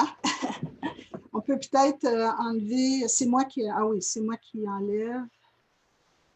Je m'excuse, j'avais oublié. J'ai laissé mon chien dans le bureau avec moi et il commençait à ventiler. Il fait autour de 32-33 degrés chez nous au Québec de ce temps-là. Il fait très chaud. Alors, est-ce que moi, je peux voir les questions, Judith? Oui, pardon, j'avais fermé mon micro. En bas, tu as Q et R, tu les as normalement? Bon, comme d'habitude, comme tantôt, je ne sais pas comment voir là. Je ne le vois pas, le menu. C'est ça qui est... OK. Est-ce que tu veux que je te lise les Oui, questions? Bon, alors, je suis est-ce qu'il y surprise. en a, excusez-moi, est-ce qu'il y en a de nombreuses? Il y en a 6. Là, il y en a 8. Il y en a qui s'ajoutent. OK, parce que OK. bon, je m'excuse, il est midi 38. En tout cas, je vais répondre à quelques questions. Je ne vais pas vous garder trop longtemps, mais je vais répondre, oui. Alors, il y a une personne qui dit « Je suis surpris que les mentions de sexe H et F n'ont été faites que pour les chromosomes X, Y et XX ou pour faire l'exemple d'une famille ordinaire, maman, papa, garçon, fille. Durant mes recherches, le sexe assigné pourrait avoir un lien avec le SID, mais ça n'a pas été mentionné ici. J'ai lu que le SID était manifesté à 80% chez des femmes et que les hommes étaient plus souvent porteurs sains. Est-ce que c'est la réalité ou ces informations ne sont pas compatibles avec ce que vous voyez en médecine génétique? J'ai manqué, excuse-moi, j'ai dit le début de la question. Il y a un mot que je n'ai pas compris. Est-ce que tu peux juste relire le début? Je suis surpris que les mentions de sexe H et F n'ont été faites que pour les chromosomes X, Y et XX ou pour faire l'exemple d'une famille ordinaire, papa, maman, garçon et fille. Durant mes recherches, Okay, c'est beau, Judith, c'est le H et S, là, je ne sais pas à quoi on... Le sexe homme-femme. Ah! H et F, homme-femme. Ben, écoutez, je vous ai évidemment montré, évidemment, ce qui est convenu là, en génétique, là, nos 22 chromosomes autosomes et notre paire de chromosomes sexuels. Même ça, c'est pas si simple que ça, mais c'est en grande partie, quand les femmes ont 2X, quand un enfant a 2X, c'est une fille, un garçon, XY, c'est un garçon. Il y a des exceptions là aussi. Il y a toutes sortes de choses encore, on ne peut pas rentrer là-dedans, qui peuvent arriver, qui même, il y a de l'ambiguïté sexuelle. Mais sauf que c'est quand même là, 99% ou 95% la réalité, là, les chromosomes X et Y. Mais tous les gènes qu'on a vus qui ont été identifiés jusqu'à maintenant, donc 20 gènes à peu près, sont sur des chromosomes non sexuels. On a déjà pensé qu'il y avait une forme de SID liée à l'X, mais ça ne s'est pas avéré. Ce n'est plus dans la classification. Donc, c'est sur des autosomes. Donc, autant des hommes que des femmes peuvent avoir le syndrome Ehlers-Danlos et les transmettre. Peut-être que la personne a écrit ça au début de ma présentation avant que j'arrive à la fin, où j'ai parlé qu'en génétique, on a ce qu'on appelle des phénotypes influencés par le sexe. Alors là, il peut y avoir des différences et puis les hypothèses pour le SID, c'est vraiment que l'influence, entre autres, des hormones, que l'hypermobilité articulaire est plus prononcée chez les femmes, probablement d'autres facteurs qu'on ne connaît pas qui ont une influence qui fait que les femmes sont souvent plus sévèrement atteintes et ont peut-être des manifestations peut-être même plus présentes que chez des hommes. Et évidemment, c'est le fameux registre international qui va une fois pour tout répondre à toutes ces questions. Il y a d'autres maladies qu'on connaît qui sont influencées par les hormones féminins, les estrogènes. C'est des choses connues, donc c'est fort possible aussi pour le CEP. Alors, j'ai aussi, sur quels critères les généticiens décident d'étudier une famille plus qu'une autre? Faut-il se battre pour faire étudier le génome de sa famille? Là, il y a deux choses. Là, il y a la question de étudier sa famille. Est-ce qu'on veut dire pour la recherche ou est-ce qu'on veut dire en clinique pour essayer de déterminer le gène? Bon, ça, comme je vous l'ai dit, l'utilisation des tests génétiques, dont les nouveaux tests que je vous ai montrés avec des panels multigènes, ça varie de pays en pays, de clinique en clinique et même de médecin en médecin. C'est un jugement clinique et ça dépend aussi des ressources. Nous, chez nous, au Québec, on peut se compter assez chanceux. Il faut avoir l'autorisation de notre ministère de la Santé pour effectuer des tests génétiques hors de la province ou du pays. Parce que on n'a pas des laboratoires qui font tous les tests génétiques chez nous. Il y en a à travers le monde, en Europe, aux États-Unis, dans le reste du Canada. Mais il faut avoir une autorisation. C'était plus difficile avant. Maintenant qu'il y a tous ces nouveaux tests qui coûtent moins cher, plus rapides et où on trouve des réponses beaucoup plus, en fait, coût-efficacité, le rapport coût-efficacité est meilleur. Bien, il y a certains qui demandent, là, aussitôt qui soupçonnent vraiment, par exemple, dans le cas de, si on parle des syndromes Ehlers-Danlos, il y a des cliniciens qui soupçonnent vraiment là, que c'est une maladie du su conjonctif, même s'ils ne peuvent pas mettre le doigt sur lequel, ils vont effectuer ces tests. Il y en a d'autres cliniciens que je connais qui ne le font pas.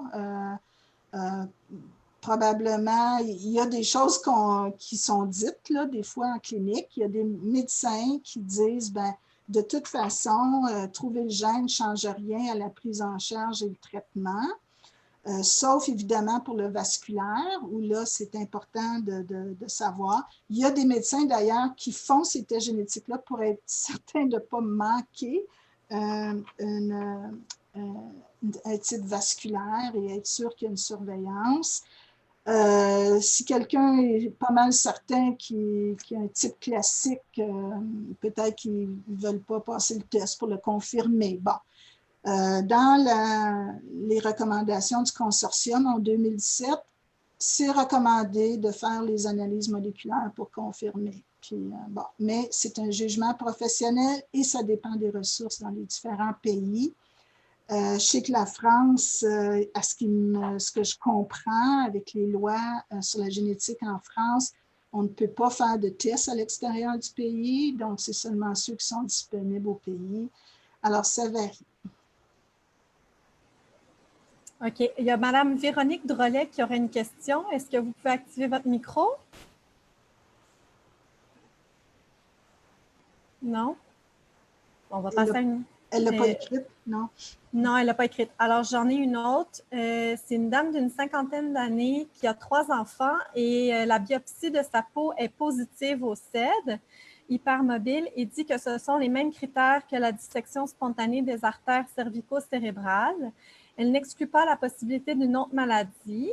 Cette dame est également j'ai également un SAMA et vient de subir une hystérectomie pour endométriose floride et adénomiose.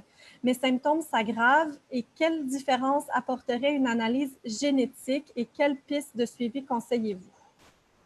Bon, là, je suis obligée de dire que je ne suis pas médecin. Bon, j'ai de l'expérience avec le syndrome parce que notre regroupement, on a un centre d'information et de ressources, puis c'est la maladie pour laquelle on nous appelle le plus. Et depuis qu'on tient des statistiques très rigoureusement et qu'on a plus d'appels à ce sujet, depuis 2015, donc depuis 5 ans, on a plus de 500 cas de personnes qui nous ont contactés. Donc, c'est sûr. Et puis, je suis allée dans les cliniques, je suis J'ai participé à des journées d'éducation thérapeutique, des colloques. Donc, bon, j'ai une certaine connaissance, mais je ne suis pas médecin. Alors, évidemment, je ne peux pas poser de diagnostic. Ce qu'on fait, nous, c'est lorsqu'on soupçonne le CED ou que ça pourrait être une autre maladie du tissu conjonctif, on réfère, on a le privilège au moins, parce que je suis conseillère en génétique, de pouvoir référer à certains services de génétique. Sinon, il faut passer par le médecin de famille traitant. Alors, je ne peux vraiment pas me prononcer sur vos symptômes, mais c'est sûr que si vous voyez un médecin pour le diagnostic, je dis au Québec, je ne sais pas où vous êtes, là, au Québec, nous n'avons pas de clinique syndrome Ehlers-Danlos. Ce sont les services de génétique qui s'en occupent, bien que, et ça c'est triste, une clinique au Québec et plusieurs au Canada, on refuse maintenant ce qui semblerait être un CED hypermobile. Ils ne veulent pas être débordés, ils ne veulent pas parce qu'il n'y a pas de test génétique. Moi, je trouve ça triste, là, mais donc, c'est de réussir à aller dans un service de génétique. Si vous n'avez pas déjà contacté notre organisme, vous pouvez le faire. On peut vous aider avec la référence. Si vous êtes dans un autre pays, ben, il y a des pays chanceux qui ont des cliniques, des centres de référence, des cliniques. Donc, je vous dirais, et c'est le médecin, comme je disais tantôt, c'est son jugement professionnel de faire des analyses génétiques. OK. Alors, une deuxième question. Par rapport à la biopsie de la peau, est-ce que ça se fait encore? Et est-ce que c'est pertinent pour l'identification du type de CED? Au Québec. Au Québec? Oh mon Dieu, non. Au Québec, on ne le fait pas. Bon, je peux rentrer, je peux expliquer ça un peu plus dans mon deuxième webinaire la semaine prochaine, mais il y a deux choses. La biopsie de la peau, en fait, biopsie, c'est le fait de prendre un morceau de peau et avoir des cellules analysées. Il y a, avant, ce qu'on faisait, c'est une analyse biochimique. Alors, par des techniques, on essayait de voir présence de collagène, quel type de collagène, etc. Et c'est quelque chose qui s'est fait beaucoup aux États-Unis, entre autres. Un laboratoire a même beaucoup développé ça, le Dr. Byers. Mais on a arrêté de le faire parce qu'on ne trouvait pas ça très efficace, très concluant, sauf dans certains cas où on pouvait exclure peut-être des...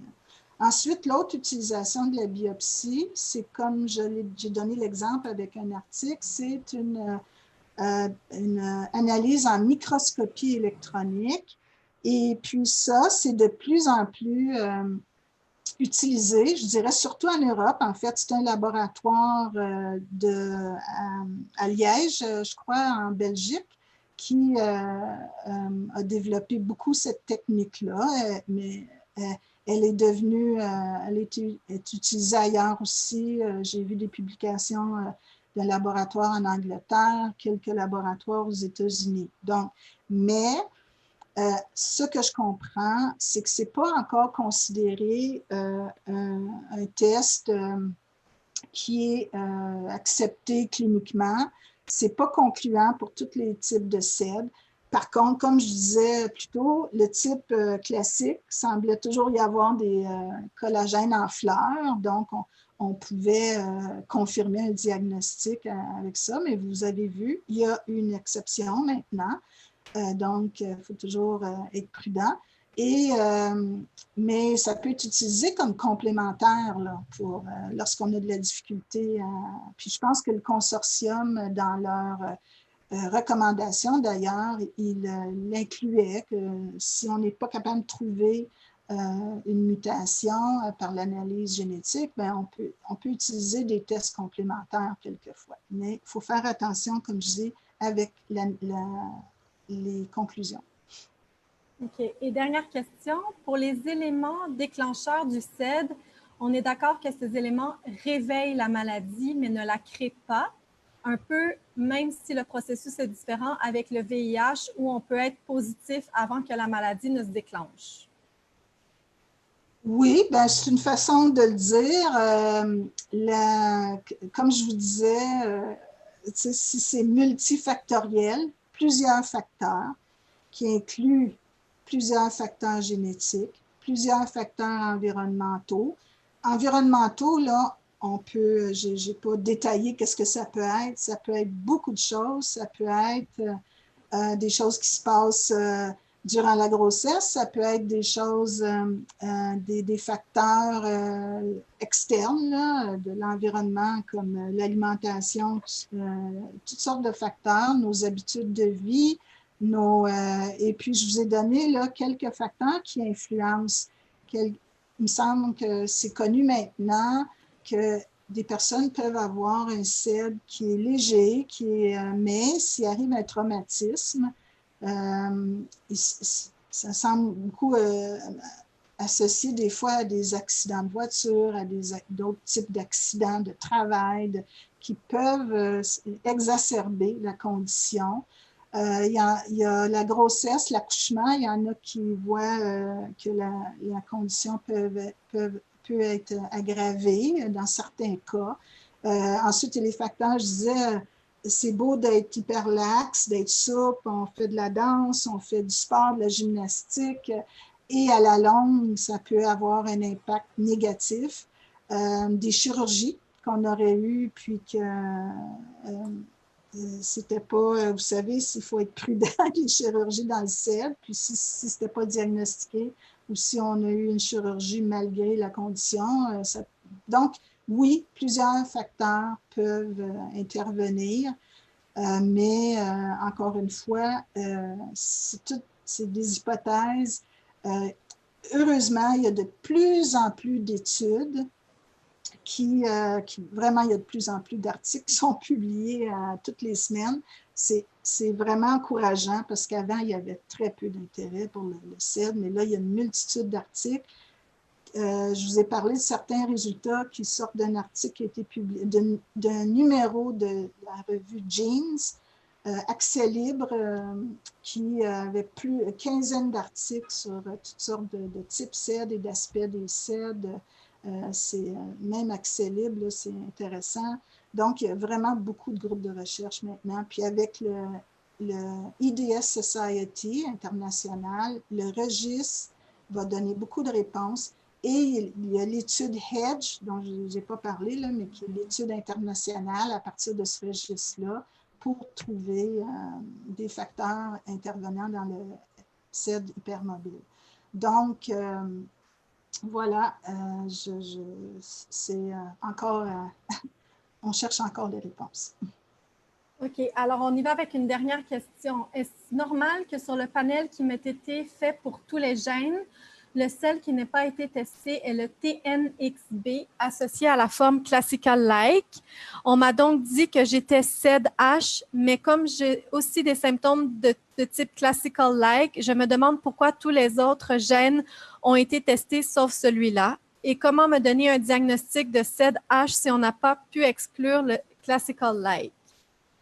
OK. Est-ce que j'ai compris qu'elle a vu ça dans le panel que moi j'ai présenté?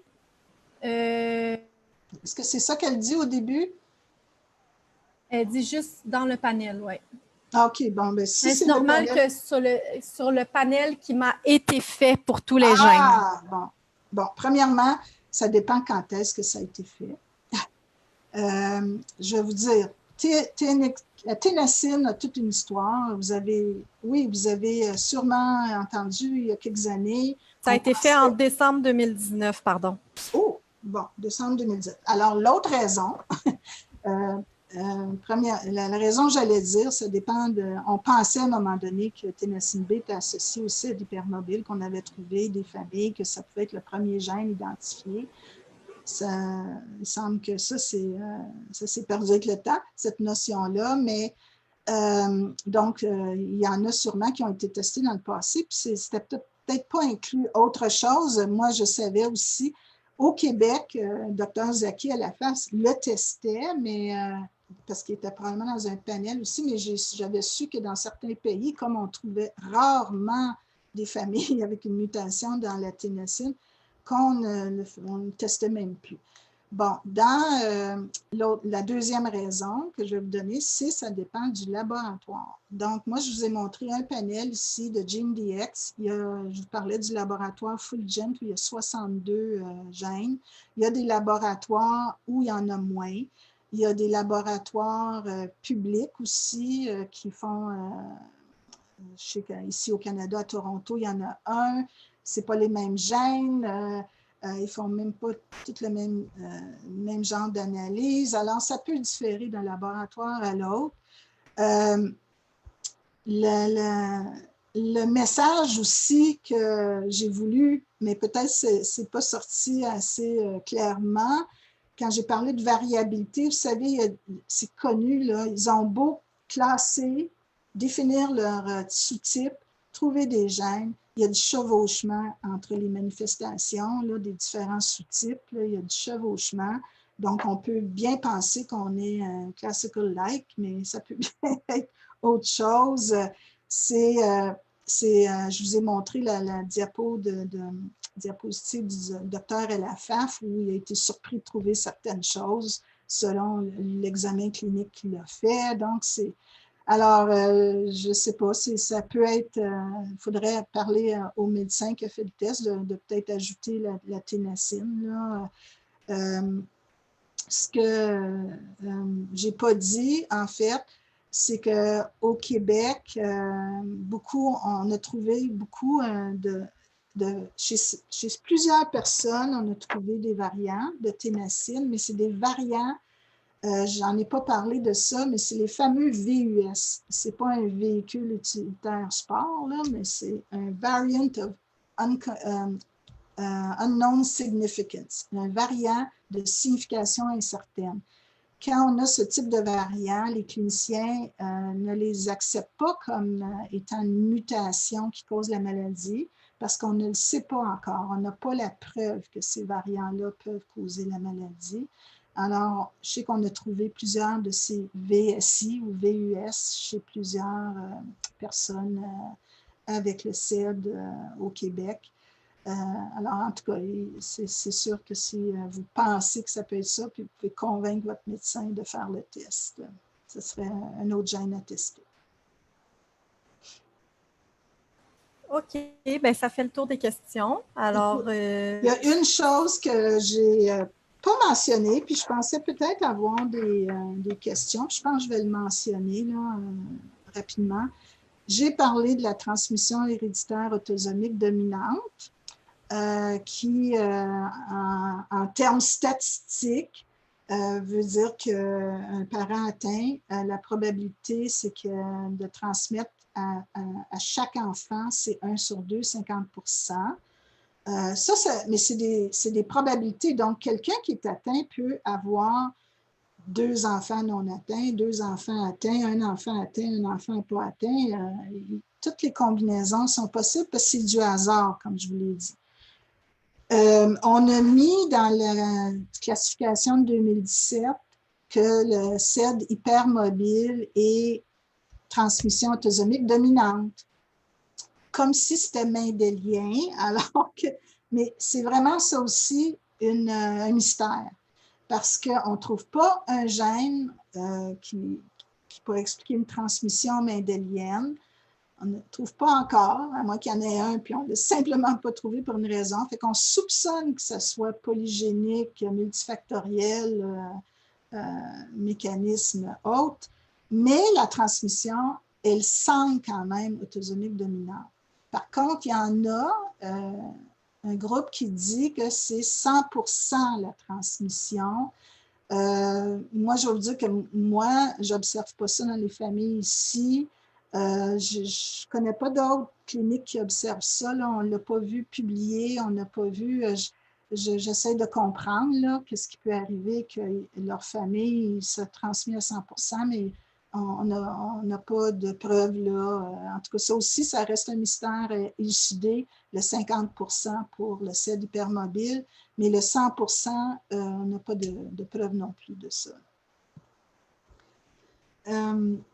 J'avais une dernière diapo juste pour vous donner nos coordonnées, là, mais bon, peut-être que je vais avoir la difficulté encore à partager mon écran. Mais bon, juste pour terminer, pour les gens, en tout cas au Québec, là, on a toujours notre centre IRAR, Centre d'information et de soutien pour les maladies rares, avec une particularité pour les syndromes Ehlers-Danlos. On a aussi un groupe de soutien là, qui s'est constitué au Québec, qui a une page Facebook qui est active, dynamique. Et donc, vous pouvez toujours nous appeler là, pour de l'information et des références. Évidemment, des questions sur la génétique, c'est ma spécialité, donc vous pouvez toujours nous contacter. Et puis les gens d'ailleurs, suivez-nous, notre page Facebook, notre site internet rqmo.org. Puis je vous retrouve certains pour, j'imagine, s'il y en a qui veulent entendre plus les aspects moléculaires. Ça a l'air dru et tout ça, cette science-là, mais je vais essayer vraiment de vulgariser c'est quoi ce tissu conjonctif. C'est complexe, mais on va essayer de le rendre simple. On va voir la complexité aussi de pourquoi il peut y avoir vraiment différentes manifestations du CED. Et je vais résumer les études, les dernières études qui ont été faites, surtout pour le CED hypermobile. Alors, pour ceux à la semaine prochaine, sinon, merci, au revoir. Je suis désolée pour les petits problèmes techniques et la longueur de mon webinaire. Au revoir. Allez, bonne journée à tous.